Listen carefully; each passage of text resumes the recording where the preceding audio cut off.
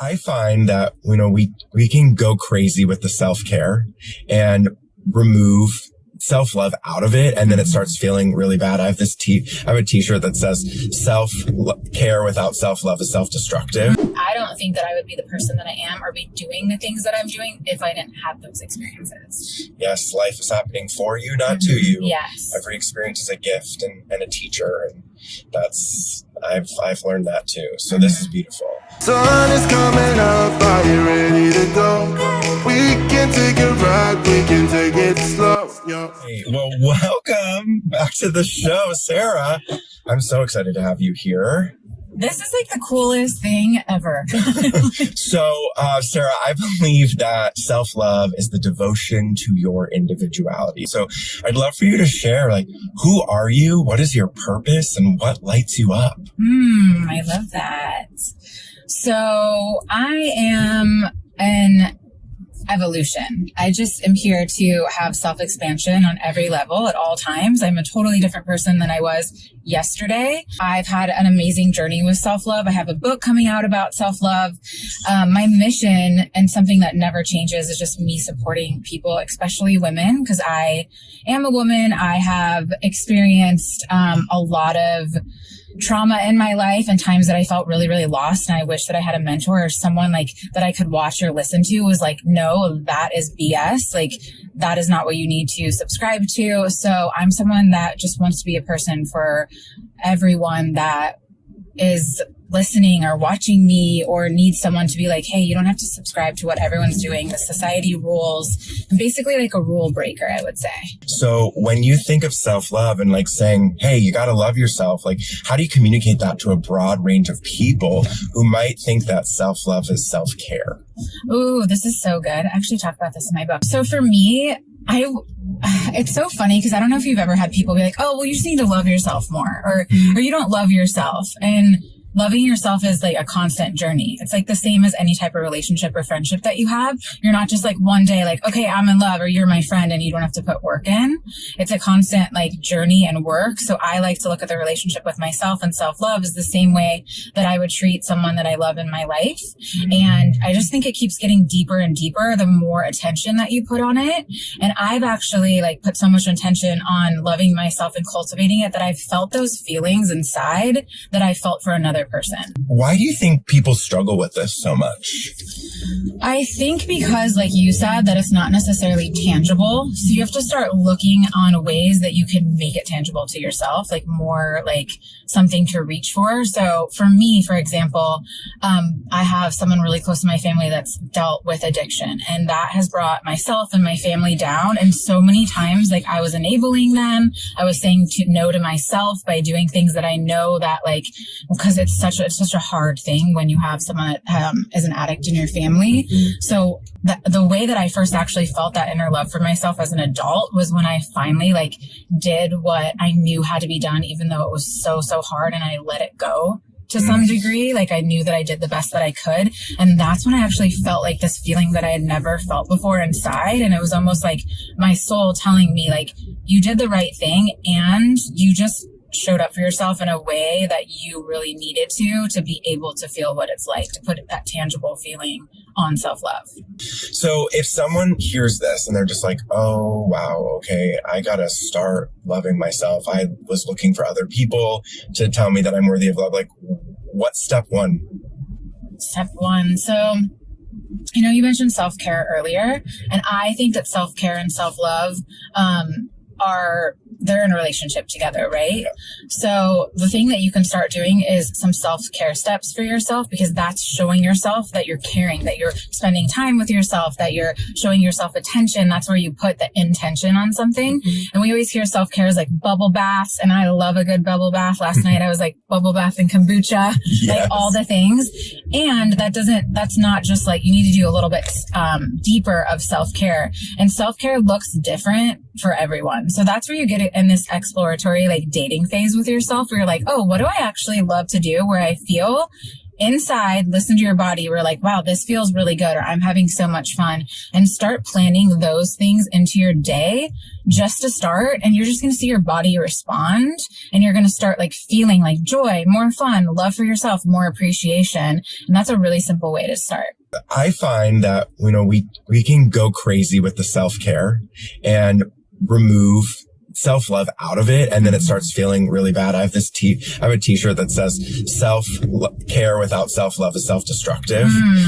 I feel like one of the most searched things is morning routine. So like you said, like even our morning routine is for self. It's not like because this is what this person does, like then I should do it. So it's so interesting because we're always trying to like outsource our own self-care and self-love. So I take little pieces of things that I learn along the way and put them together. But I was totally on that journey where it's like, well, this person is so successful and this is what they do at 8:01, 8:15, 8:30, and it wouldn't work for me. And I would get so like down on myself about it. I'm like, well, this person says it and their life looks amazing. And it's like, it didn't work for me because that's not what my soul or myself wants to do. So I think it's giving yourself that permission to experiment and have fun and stop looking out. I think you go into destruction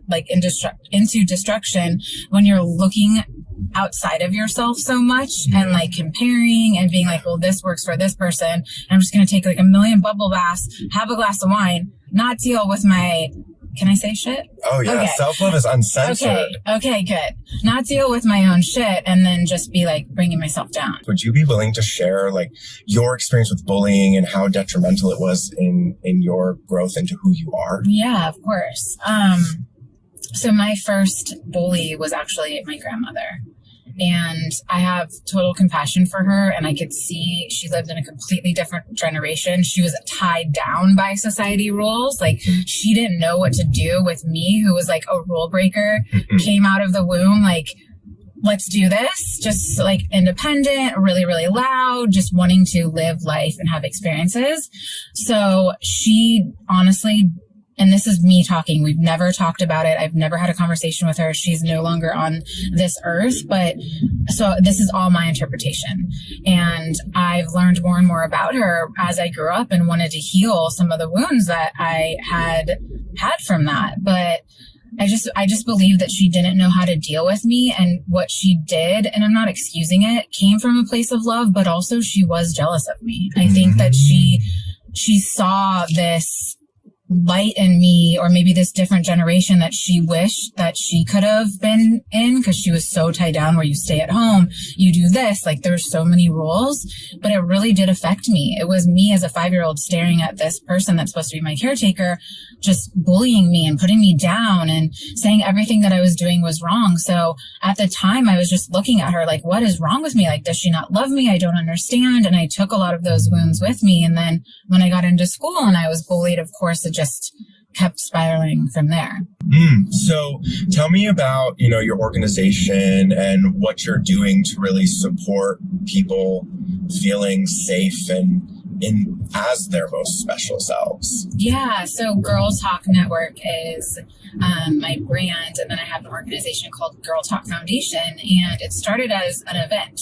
So I just wanted anyone to come and feel really, really safe, like no name tags, like let's get over the bullshit. Let's get over the compare dashing. Is that what you called it? Yeah. Let's just come and be who we are and then talk about things that we're going through or that we've been through. It's not this highlight reel. And that's how I first started Girl Talk. And then it's just evolved from there, from programs, masterminds, now the book. And then also I was sexually assaulted when I was younger. So I will meet with other people that have been sexually assaulted and just give them a safe space. And it's just a really, really amazing movement. Yes, life is happening for you, not to you. Yes. Every experience is a gift and a teacher. And I've learned that too. So this is beautiful. Tell me more about this book about self-love, because, I'm a self-love coach. Self-love is my thing. And I feel like self-love, I started this business around 4 years ago. And back then self-love wasn't really spoken about in the way it's spoken about now. And I feel like now self-love is very saturated. Yes. And I'm curious, tell me about the book. What's the concept, all the things, and why is this the self-love book that people need in their life? I love that. So it's called called Beautifully Brave, and it's totally an unconventional guide. So things that you haven't heard before, and it's really supposed to be like your best friend that you like grab when you're going through something. Like there's certain chapters. It's strategically laid out as a journey for you, but there's also chapters that you'll just keep going back to. Like if you're in a situation where you're feeling self-doubt, like you go into that chapter and you really have guidance on to bring you back to like what is really true. It's everything that I know and that I did and that I've studied, not only the practical tips and the inspiration and all like the viral quotes, but actual science behind things and things that people can take, that people can do right now and take away. And it's what I did when what I told you that I started doing, where I actually now feel that love inside myself. It's not just like, well, I think I love myself. Like I actually know that I love myself. I know that it just keeps getting deeper and deeper. And that's the journey that I'm on. So that's all that the book provides as well. I'm really excited about it. It's called Beautifully Brave because I want to support people in living their life bravely, which is saying yes to the self-love journey and also having those standards of the people around you and the way you live your life and what you tolerate and what you don't and all those things. Fuck, marry, kill. Mentorship, masterminding, or course creating. Ooh. I like to make it hard. Oh, you did make that hard. Okay. So I think that I would marry mentorship because then you're constantly growing. I would fuck masterminds because they're amazing and they're fun. And I would kill course creation. I would have the same exact answer. Yeah, I love that. I love that for us. I know. Once again, we're the same human. So, if people are so into you that they just need to know all of the things, like where can they find you? How do they like connect with you? What's the best place? Oh, so I love Instagram at Sarah Pendrick. I'm like obsessed with connecting with people on Instagram. So I will definitely answer your DM. I do my absolute best. And then buy my book, obviously, on Amazon and wherever else books are sold. Beautifully Brave. But yeah, come say hi to me on Instagram. Amazing. Well, if there was one final thing that you could share with our audience, what would that be?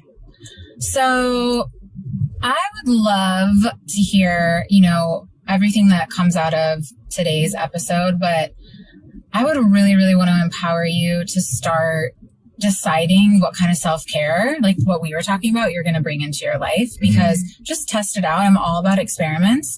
Test it out for 7 days and see what starts showing up in your life. That's what I really want to like leave them with, because I think it's so important. I know that's when self-love starts to feel like it's more tangible and achievable. And not that like, again, it's not like nailed it self-love. You're always going to be going on this deeper journey. Yeah, self-love is not finite. Thank you for sharing that. And I think that's a great homework assignment, but not homework, no pressure. Like if you don't, we're not going to be mad at you if you don't do it. Yeah, but we're not going to be mad at you. No expectation or judgment of you, but go find that self-care moment. Go follow Sarah immediately. Go buy the book, because it's going to be the best investment you make in yourself, at least this week, probably for the rest of the year. And remember, you are worth it. You deserve it. And you are not alone. We'll see you next time. Bye.